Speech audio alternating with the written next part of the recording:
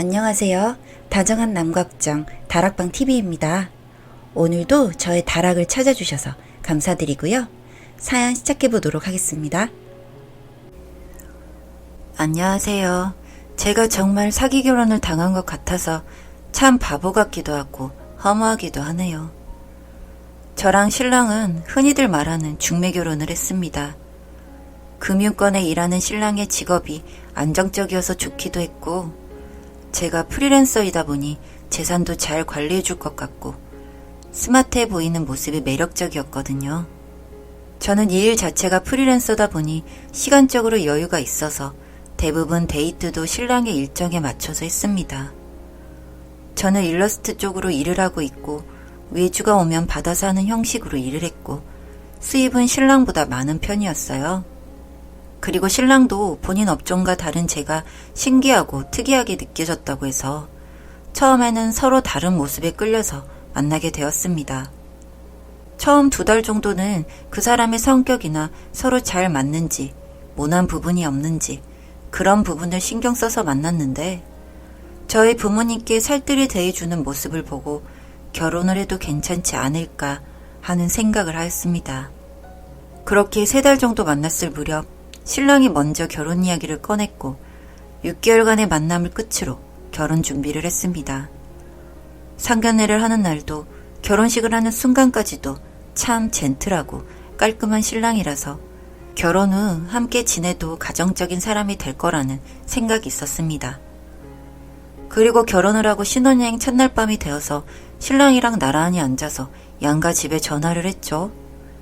뭐 잘 살아라는 덕담과 함께 일상적인 대화가 오고 갔고 곧 있다가 신랑은 전화기를 갖고 방으로 가서 시부모님과 통화를 따로 하는 겁니다.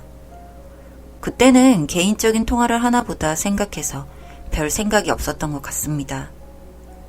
신혼여행을 다녀오고 나서 저희 집에 들렀다 시댁에 갔는데 시어머님께서 이것저것 잘 챙겨주셔서 그날 시댁에서 하룻밤을 자고 저희 신혼집으로 갔습니다. 신혼집에 가는데 신랑이 급격히 말이 없어져서 무슨 일이 있는 건가 싶어서 신랑에게 이것저것 물어봤는데 신랑은 아무 일 없다며 그냥 아직 낯설고 새롭다며 머쓱한 듯이 이야기를 하는데 신랑이 기분이 안 좋아 보이니 저도 기분이 좋진 않더라고요. 그래서 저희는 신혼집으로 가서 말없이 며칠을 보냈습니다. 며칠 동안이나 신랑이 말이 없길래 하루는 나를 잡고 이야기를 했어요. 당신 요즘 무슨 일 있어? 응? 아니, 아무 일 없어. 왜? 요즘 계속 기분이 안 좋아 보여서. 그냥 아직 새집이 낯설기도 하고 부모님도 보고 싶고 그러네. 아, 그럼 주말에 시댁에 다녀올까? 그럴까? 난 좋지. 주말이 되어 신랑과 시댁을 갔는데 저는 그렇게 덩치 산만한 사람이 시어머니한테 달려가서 폭 안기는데 뭔가 이상하더라고요. 그렇게 주말 내도록 어머님과 딱 붙어서는 제잘거리고 귀파달라고 하고 제가 알던 사람이 맞나 싶다가도 시어머님이 저희 보고 이제 집에 가서 쉬라고 쫓아내듯이 해서 겨우 집으로 왔습니다. 어머님과 사이가 각별했구나 생각을 하려고 해도 그 곰 같던 덩치로 본인 몸의 3분의 1이나 될까 하는 어머니께 안기는 모습은 지금 생각해도 이상한 그림이었어요. 그런데 이 사람이 하루가 멀다 하고 어머님 이야기를 꺼내더라고요. 집에서 밥이라도 하고 있으면 이거 싸서 엄마 집 가서 먹을까? 밥 먹고 엄마한테 과일이라도 사달라고 하자. 주말이면 엄마 집에 있을 텐데 엄마도 같이 모시고 받아보고 올까? 우리 이번 휴가 때 엄마도 모시고 휴가 다녀오자. 당신 호캉스 가고 싶어 했잖아. 그렇게 말끝마다 엄마. 집에서도 밥 먹고 나면 시댁에 전화를 해서 뭐를 먹었다. 근데 엄마가 해준 게 더 맛있다. 보고 싶다 등등. 듣고 있자면 정말 꼴보기가 싫을 정도였습니다. 이런 성격으로 회사에서 일은 어떻게 하나 싶을 정도로 허우대만 멀쩡한 놈이지. 같이 살아보니 아주 돌아버리겠더라고요. 음식을 하고 있으면 우리 엄마는 참치찌개에 감자 넣어주던데 당신 안 넣어? 그놈의 우리 엄마. 오죽하면은 제가 너희 엄마만 있냐고 우리 엄마도 있다고 이야기를 했더니 획 풀어져서는 시댁으로 쪼르르. 처음에 한 번은 시댁에서 달래기라도 했는지 그 다음날 신랑이 미안하다며 집에 오기라도 했는데 이런 부분으로 계속 다투니까 시댁으로 가는 것도 익숙해지는 느낌이 들었습니다. 그러다가 주말에 시댁에 가기로 했는데 저희 부모님이 친구분 경조사 때문에 그 주에 저희 지역에 오게 되셨고, 그래서 시댁에 가지 않고 오랜만에 오는 부모님과 함께 시간을 보내자고 신랑에게 이야기를 했는데 버럭하더라고요. 주말에 우리 엄마한테 가기로 했잖아. 그래서 지금 이야기하는 거잖아. 우리 부모님 결혼식 이후로 처음 뵙는 거고 딱히 주무실 데도 없으니까 우리 집에서 하루만 자고 가게 하려고. 그래, 그건 괜찮은데 내가 왜 엄마한테 못 가냐고. 그럼 우리 부모님만 이 집에 덩그러니 둬? 시댁에는 일주일에 한 번은 가는데 그거 한 번 양보해 주는 게 그렇게 어려워? 집에서 기다리고 있어 우리 부모님 생각은 안 해? 이번 한 번이잖아. 그게 그렇게 화를 낼 일이야? 갑자기 부모님이 온다고 해서 시댁에 못 가게 된 건 제가 잘못한 부분이 맞다고 생각은 하지만 매주 가는 시댁보다 오랜만에 오는 처갓집 식구들과 하루 있어주는 게 그렇게 어려운 일이었을까요? 신랑은 화를 못 참겠는지 옆에 있던 휴지각을 벽으로 던지고 결국 그 주말에 저만 남겨두고 시댁으로 갔습니다. 그리고 더 화가 나는 건 이런 이야기를 시부모님도 알고 계시는데 늘 입장을 분명히 하지 않고 본인 아들만 챙기거든요. 신랑이 더 싫었던 부분은 바로 부모님 밑에서 자라서 손 하나 까딱하지 않는 것 때문이었는데, 정말 스위치를 껐다가 켜기라도 한 것처럼 연애할 때 놀러를 갔을 때에는 그렇게 부지런하던 신랑이 결혼의 게으름뱅이가 되었고 출근을 하지 않는 날이면 양치조차도 하지 않았어요. 그리고 엄마와 통화를 할 때 뽀뽀를 한다거나 저한테 시무랑 통화 중인 전화기를 주며 뽀뽀를 하라고 할 때는 정말 죽방이라도 한 대 때리고 싶었습니다. 여기까지만 해도 그래, 뭐 이혼이 무서워서 근 2년을 버티고 살았는데 최근 들어서는 부쩍 대리호도를 시키기 시작했습니다.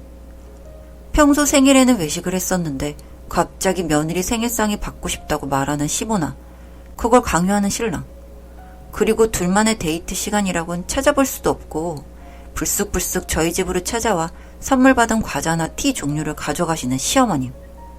제가 집에서 근무를 하다 보니 대부분 집에 있다고 생각해서 그런 건지 말도 없이 찾아오는 건 예사고, 한 번 오면 아들 얼굴 보고 가겠다면서 버티고 아들이 오면 밥이라도 먹고 가야 하지 않냐면서 또 밥까지 꾸역꾸역 먹고 가고요.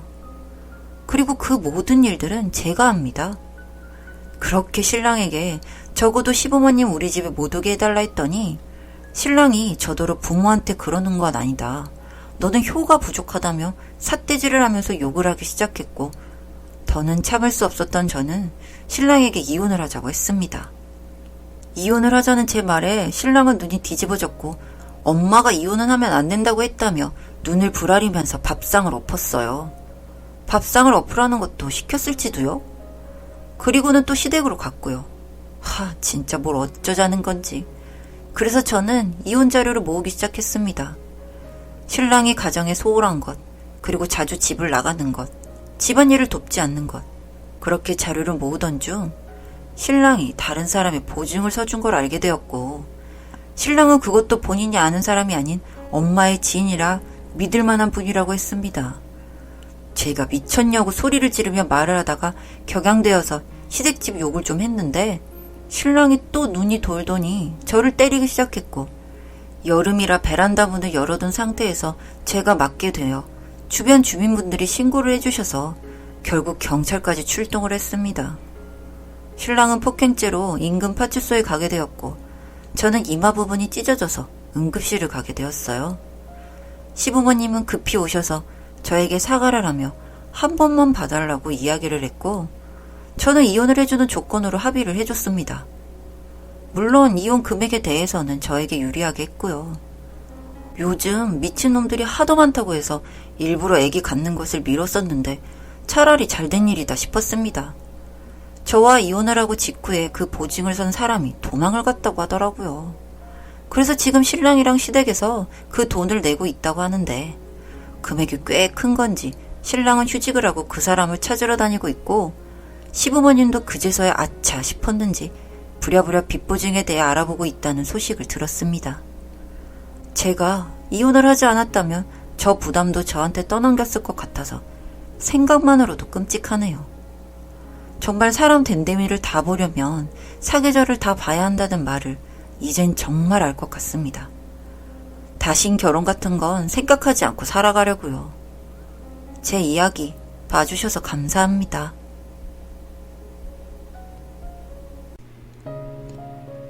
다정한 남걱정 다락방 TV였습니다. 다락방 주인에게 구독과 좋아요, 알림 설정으로 응원해주세요.